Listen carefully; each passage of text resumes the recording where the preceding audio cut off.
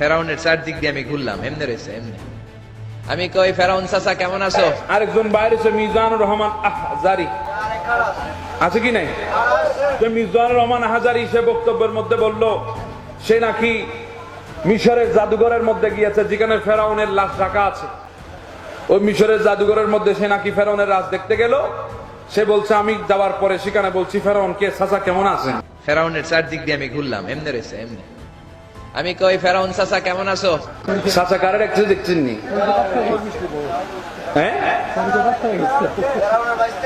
আমরা গরিবে নামাজকে বাবা বললে তোদের জলে, খাজা বাবা বললে তোদের জলে, আর তুই ফের অনুযায়ী চাচার ইতিহাস দুনিয়া থেকে মানুষ শুরু গেছে নি, তুই আর মানুষ পাস না। তা আমি ওই দিন কোথায় বলছিলাম যার চাচা ফেরাউন সে তো মালাউনি হবে।